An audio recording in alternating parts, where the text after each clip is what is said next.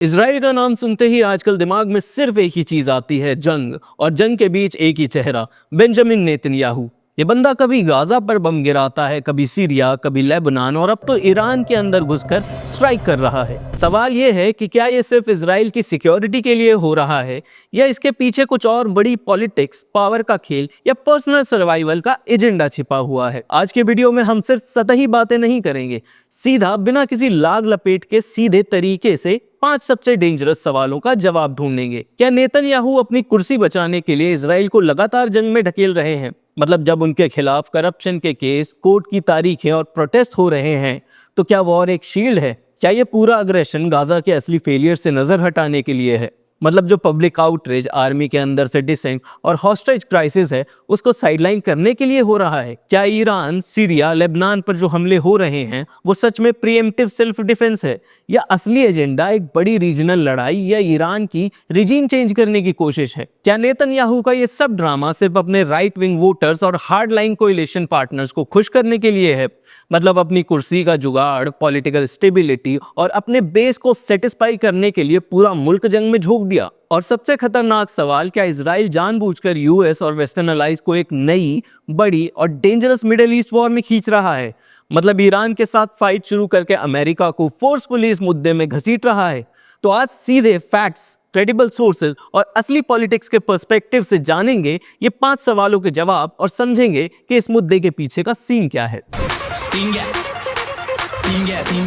तो सबसे पहला सवाल यह है, क्या नेतन्याहू अपनी कुर्सी बचाने के लिए इजराइल को जंग में ढकेल रहे हैं?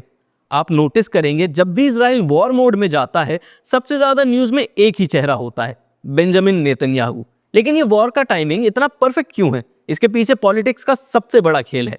देखिए, नेतन्याहू पर फ्रॉड, ब्राइबरी और ट्रस्ट ब्रीच जैसे करप्शन के मेजर केसेस चल रहे हैं। ऑपोजिशन उनको कोर्ट भेजना चाहती है। मीडिया भी लगातार प्रेशर डाल रहा था कि पीएम रिजाइन करे। लेकिन जैसे ही 7 अक्टूबर को हमास ने इजराइल पर अटैक किया, पूरा सीन ही बदल गया। गाजा वॉर शुरू होते ही नेतन्याहू का ट्रायल साइडलाइन हो गया। कोर्ट ने बोला वॉर टाइम इमरजेंसी है, पहले सिक्योरिटी, बाद में trial. Netanyahu used Tel Aviv's war on Palestine's Gaza as a way to delay his court proceedings. They argue that by prolonging the war, the PM distracted the public and media from his legal jeopardy. Netanyahu now faces possible prison time in Israel. Israel के critics बोल रहे हैं जितना लंबा war चलेगा उतना Netanyahu अपनी कुर्सी पे बैठे रहेंगे। ये यूनिटी गवर्नमेंट का मंत्र ले आते हैं और ऑपोजिशन भी चुप हो जाता है। द गार्डियन ने भी लिखा कि जैसे ही इजराइल में वॉर की हवा बनती है, वैसे ही पॉलिटिकल क्वेश्चंस बैकग्राउंड में चले जाते हैं। स्ट्रीट पर जो लोग प्रोटेस्ट कर रहे हैं, स्पेशली तेल अवीव में, वो सीधा कह रहे हैं ये वॉर नेतन्याहू की कुर्सी बचाने की स्ट्रैटेजी है, ना कि इजराइल की सिक्योरिटी के लिए। इजरायली एयरफोर्स के कुछ पायलट्स और आर्मी ऑफिशियल्स ने भी लेटर लिख दिया कि ये फॉरएवर वॉर सिर्फ एक आदमी के पॉलिटिकल बेनिफिट के लिए है। रियलिटी देखो तो जितनी देर ये वॉर चलती रहेगी, उतनी देर नेतन्याहू का ट्रायल, रेजिग्नेशन की डिमांड और ऑपोजिशन सब बैकग्राउंड में चली जाएंगी। एपी न्यूज ने स्ट्रेट लिखा कि नेतन्याहू पे डायरेक्ट चार्जेस हैं कि वो वॉर को खींच रहे हैं ताकि इलेक्शन डिले हो सके, उनकी कुर्सी सेफ रहे। तो असली सवाल यही है, क्या ये इजराइल की फाइट है या एक लीडर का पर्सनल सर्वाइवल ड्रामा? ये पॉलिटिक्स का कोर हो चुका है, और जितनी देर ये वॉर चलता रहेगा, नेतन्याहू उतनी देर सिक्योर रहेंगे, चाहे कोर्ट हो या पब्लिक का गुस्सा। अब दूसरे सवाल पर आते हैं, क्या ये वॉर गाजा के फेलियर से नजर हटाने के लिए है? देखिए, अक्टूबर 7, 2023 को हमास ने जो अटैक किया, उसके बाद इजराइल की पॉलिटिक्स का सबसे बड़ा सवाल था कि इतनी बड़ी सिक्योरिटी फेलियर कैसे हो गई। इंटेलिजेंस एजेंसीज तक फेल हो गई, लेकिन फिर भी नेतन्याहू सरकार ने अकाउंटेबिलिटी नहीं ली। ऑपोजिशन, मीडिया, आर्मी रिजर्विस्ट सब नेतन्याहू सरकार पर सवाल उठाने लगे।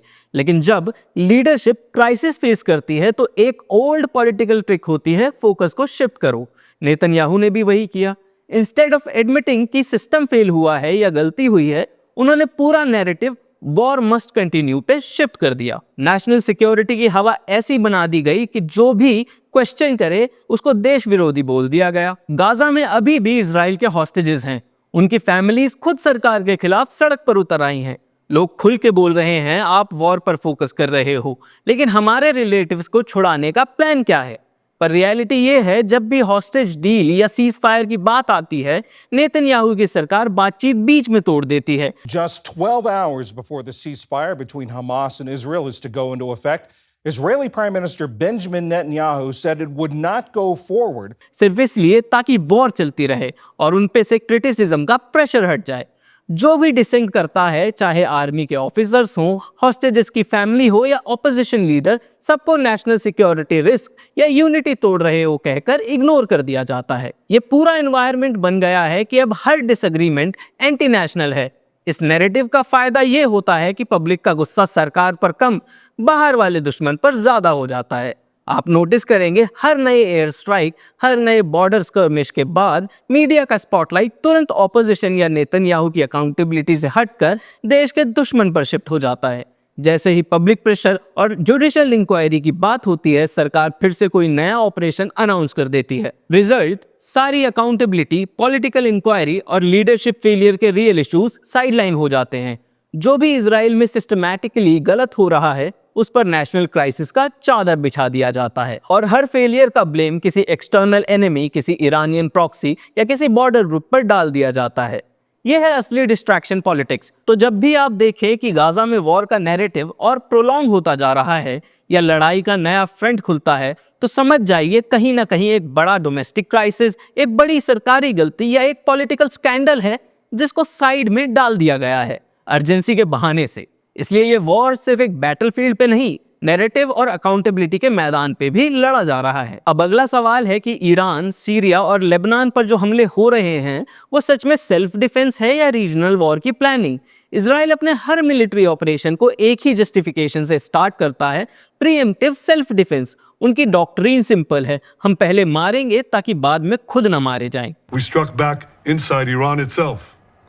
Yet in defending ourselves, we also defend others. We defend our Arab neighbors. They too have suffered from Iran's campaign of chaos and carnage. Our actions against Iran's proxy Hezbollah led to the establishment of a new government in Lebanon and the collapse of Assad's murderous regime in Syria. यही logic दिया जाता है, चाहे Syria में Iranian arms convoy पे air strike हों, Lebanon में Hezbollah के रॉकेट लॉन्चर्स हों या अब ईरान के न्यूक्लियर साइट्स, सब कुछ एग्जिस्टेंशियल थ्रेट के नाम पर जस्टिफाई किया जाता है। लेकिन 2025 का ईरान अटैक एक नॉर्मल ऑपरेशन नहीं था। ये सिंपल थ्रेट न्यूट्रलाइजेशन नहीं बल्कि फुल स्केल डिकैपिटेशन स्ट्राइक था। इजरायली फाइटर जेट्स ने सिर्फ मिसाइल्स और रिएक्टर्स नहीं बल्कि ईरान के टॉप जनरल्स, न्यूक्लियर साइंटिस्ट और कमांड सेंटर्स तक टारगेट किए। We struck at the heart of Iran's nuclear enrichment program. We struck at the heart of Iran's nuclear weaponization program. We targeted Iran's main enrichment facility in Natanz. We targeted Iran's leading nuclear scientists working on the Iranian bomb. We also struck at the heart of Iran's ballistic missile program. ये कोई minor skirmish नहीं था, ये एक bold और direct signal था कि Israel अब सिर्फ डिफेंड नहीं करेगा बल्कि एनिमी की लीडरशिप और स्ट्रक्चर ही खत्म करेगा। इसके बाद नेतन्याहू ने टीवी पे खुद ईरान के पब्लिक को एड्रेस किया और उन्हें ओपनली बोला कि ये आपका मौका है, अपनी सरकार के खिलाफ खड़े हों और अपनी फ्रीडम को जीतें। To the brave people of Iran, and I have a message for them. Our fight is not with you. Our fight is with the brutal dictatorship that has oppressed you for 46 years. I believe that the day of your liberation is near. And when that happens, the great friendship between our two ancient peoples will flourish once again.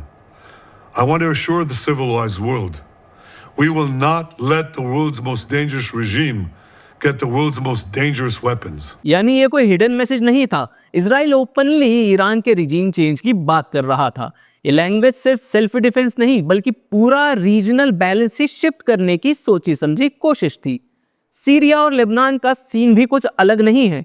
Israel border के बाहर जाकर direct ground operation और repeated air strike करता रहा है। Official reason यह दिया जाता है कि हिजबुल्लाह को बॉर्डर से हटाना है और ईरानियन वेपन्स को डिस्ट्रॉय करना है। सीरिया के असद रिजीम और खुद ईरान ओपनली वर्ल्ड फोरम पर बोल रहे हैं कि इजराइल डेलिबरेटली पूरा रीजन अनस्टेबल कर रहा है। इसका रियल रिजल्ट क्या है? Dangerous spiral. इजराइल अटैक करता है तो ईरान, हिजबुल्लाह या सीरिया तुरंत रिस्पॉन्स देते हैं। ईरान ने तो ओपनली इजराइल पर मिसाइल्स फायर किए जो इस लड़ाई को डायरेक्ट वॉर के एज तक ले गया। एक कंट्री का प्रीएम्प्टिव लॉजिक दूसरे कंट्री के लिए प्रोवोकेशन बन जाता है और ऐसे में फुल स्केल रीजनल वॉर का चांस बिल्कुल रियल हो जाता है। एक साइड पर इजराइल बोलता है ये सब नेसेसरी है वरना हम पर अटैक हो जाएंगे, वहीं दूसरी साइड बोलती है इजराइल पूरे मिडिल ईस्ट को आग में झोंक रहा है। ये ब्लेम गेम, एस्केलेशन और टिट फॉर टैट स्ट्राइक्स अब सिर्फ लोकल फाइट नहीं बल्कि पूरे रीजन को इन्वॉल्व कर चुके हैं। समरी सिंपल है, इजराइल के ये स्ट्राइक सिर्फ सेल्फ डिफेंस नहीं लगते, स्ट्रैटेजी क्लियर है, एनिमी की बैकबोन तोड़ना और रीजन की पावर इक्वेशन को बदल देना। पर इसके कॉन्सिक्वेंस में हर दिन रीजनल वॉर का थ्रेट रियल होता जा रहा है और वर्ल्ड को लगातार यह रिस्क फेस करना पड़ रहा है। तो अब चौथे सवाल पर आते हैं कि क्या ये सब राइट विंग वोटर्स और कोalition को खुश करने के लिए हो रहा है? आप समझो ये इजराइल की अब तक की सबसे ज्यादा राइट विंग, अल्ट्रा नेशनलिस्ट और रिलीजियस कोalition पावर में है और इसका पूरा प्रेशर नेतन्याहू पर है। इनके कोalition पार्टनर्स खुद ओपनली बोल चुके हैं टोटल विक्ट्री चाहिए, गाजा को दोबारा कंट्रोल करो नहीं तो सरकार तोड़ देंगे। नेतन्याहू का पॉलिटिकल सर्वाइवल सीधा इसी बात पर डिपेंडेंट है कि ये लोग सरकार में बने रहे। ये कोalition पार्टनर्स किसी भी तरह की सीज फायर या डिप्लोमेटिक टॉक्स को नेशनल बिट्रेयल बोल देते हैं। इसीलिए नेतन्याहू की पहली प्रायोरिटी है वॉर को कंटिन्यू रखना ताकि उनके साथ इन हार्डलाइनर्स का सपोर्ट बना रहे। Benjamin Netanyahu has rejected a ceasefire deal. The Israeli Prime Minister says there can be no solution to Israel's security issues except through absolute victory over Hamas, which he says is within reach. आप उनकी speeches सुन लो, हर speech में existential war, no surrender, final victory जैसी lines fix हैं। ये direct signal है उनके राइट विंग वोटर्स और कोalition पार्टनर्स को कि मैं कोई सॉफ्ट टॉक या कॉम्प्रोमाइज नहीं करने वाला। सिर्फ हॉकिश लोग ही नहीं बल्कि अल्ट्रा ऑर्थोडॉक्स पार्टी भी चाहती हैं कि वॉर चलती रहे। क्यों? क्योंकि अगर वॉर खत्म हो गई तो वापस डोमेस्टिक एजेंडा और अकाउंटेबिलिटी का प्रेशर आ जाएगा। तो वॉर की हवा का बना रहना इनके लिए भी बहुत फायदे का सौदा है। पॉलिटिकल सिस्टम ऐसा सेट हो चुका है कि जो भी गवर्नमेंट की लाइन से डिसएग्री करे उसे तुरंत देशद्रोही डिक्लेयर कर दिया जाता है। ये वॉर नैरेटिव एक साइकोलॉजिकल वेपन बन चुका है। ऑपोजिशन, डिसेंटर्स, यहाँ तक कि आर्मी रिजर्विस्ट तक पे प्रेशर डाल दिया गया है कि अभी यूनाइटेड रहो, अभी गवर्नमेंट का सपोर्ट करो। यही रीजन है कि हर टफ पॉलिटिकल मूवमेंट पे नेतन्याहू वॉर कार्ड खेल देते हैं। पॉलिटिकल ओपोनेंट्स भी प्रेशर में आ जाते हैं, यूनिटी गवर्नमेंट का टैग मिल जाता है और पब्लिक भी डिवाइड हो जाती है। रियलिटी सिंपल है, वॉर चल रही है तो सरकार स्टेबल है, जैसे ही सीज फायर या पीस की बात आई तो ये पूरी राइट विंग कोalition खतरे में पड़ जाती है। नेतन्याहू के लिए वॉर एक तरह से पॉलिटिकल ग्लू है जिसमें कोalition, बेस और पावर सब एक साथ चिपक जाते हैं। बॉटम लाइन है कि इजराइल का वॉर नैरेटिव सिर्फ सिक्योरिटी या रीजनल बैलेंस का नहीं, ये एक प्योर पॉलिटिकल सर्वाइवल है और अपने हार्डकोर बेस को सेटिस्फाई करने की स्ट्रैटेजी। वॉर खत्म हुई तो सरकार खत्म, और ये बात नेतन्याहू से लेकर उनके सब कोalition पार्टनर्स अच्छी तरह से जानते हैं। अब आखिरी सवाल ये है कि क्या नेतन्याहू अपने रिस्की मिलिट्री डिसीजन से अमेरिका और वेस्ट को भी डायरेक्ट मिडल ईस्ट वॉर में खींच रहे हैं? देखो, ईरान पर डायरेक्ट एयर स्ट्राइक्स का डिसीजन सबसे डेंजरस एस्केलेशन था। नेतन्याहू ने अमेरिका की डायरेक्ट वार्निंग्स के बावजूद अपने फाइटर जेट्स से ईरान के अंदर न्यूक्लियर फैसिलिटीज, जनरल्स और मिसाइल फैक्ट्रीज पे मैसिव अटैक कर दिया। जब ईरान ने रिटेलिएशन में इजराइल पर बैलिस्टिक मिसाइल्स फायर किए, तभी यूएस एडमिनिस्ट्रेशन, जो पहले डिस्टेंस बना रहा था, तुरंत मिलिट्री अलर्ट पर आ गया। प्रेसिडेंट ट्रंप ने ऑफिशियली बोला, हम इस फाइट का हिस्सा नहीं हैं। US President Donald Trump has denied any American involvement in Israel's attacks on Iran, but Tehran's foreign minister says he has evidence the US was involved. लेकिन ग्राउंड रियलिटी ये थी कि यूएस ने अपनी गल्फ फ्लीट्स को alert पर डाल दिया, इजरायली एयर डिफेंस को सपोर्ट दिया और behind the scenes military supply भी शुरू हो गई। सच्चाई ये है कि इजराइल की मिलिट्री खुद ईरान के डीप न्यूक्लियर साइट्स या टोटल मिसाइल नेटवर्क्स डिस्ट्रॉय नहीं कर सकती बिना यूएस के डायरेक्ट मिलिट्री सपोर्ट के। नेतन्याहू को भी पता है कि जब ग्राउंड जीरो पर फुल कन्फ्रंटेशन होगा तो अमेरिका को फोर्सफुली वॉर में घुसना ही पड़ेगा। यूएस लॉ मेकर्स ने ओपन फ्लोर पर बोला, ये नेतन्याहू की एस्केलेशन अमेरिका को भी मिडिल ईस्ट वॉर में ड्रैग करने की कोशिश है। यही नेतन्याहू का हाई रिस्क गैम्बल है। जैसे ही इजराइल ईरान का वॉर रीजनल बनेगा, अमेरिका की मॉरल, पॉलिटिकल और स्ट्रैटेजिक रिस्पॉन्सिबिलिटी ऑटोमेटिकली एक्टिवेट हो जाएगी। इसीलिए कुछ ऑब्जर्वर्स बोलते हैं नेतन्याहू को पता है अगर हम ईरान से लड़ रहे हैं तो अमेरिका पीछे नहीं हट सकता। अब सवाल सिर्फ ये है कि अमेरिका किस हद तक खुद को कॉन्फ्लिक्ट में इन्वॉल्व करेगा। अगर ये वॉर एस्केलेट होती है तो सिर्फ इजराइल ईरान की बात नहीं रहेगी, Lebanon, Syria, gulf states, US basis सब कॉन्फ्लिक्ट में घुस जाएंगे। ये मिडिल ईस्ट की हिस्ट्री का सबसे डिस्ट्रक्टिव, अनप्रिडिक्टेबल और लॉन्ग टर्म कन्फ्लिक्ट बन सकता है और शायद पूरा ग्लोबल ऑर्डर चेंज हो जाए। बॉटम लाइन ये है कि नेतन्याहू जानते हैं इजराइल का सिक्योरिटी गारंटर सिर्फ अमेरिका है, इसीलिए वॉर एस्केलेट करने का मतलब है अपने एलाइज को मजबूरन अपनी साइड में लाना, चाहे वो ओपनली चाहें या ना चाहें। ये गैम्बल डेंजरस है, लेकिन अभी तक तो नेतन्याहू इसी रिस्क पर गेम खेल रहे हैं। तो ये था आज का असली ब्रेकडाउन, नेतन्याहू की कुर्सी बचाने की पॉलिटिक्स, वॉर के नाम पर ड्रामा और पूरे मिडिल ईस्ट को खतरे में डाल देने वाला एजेंडा।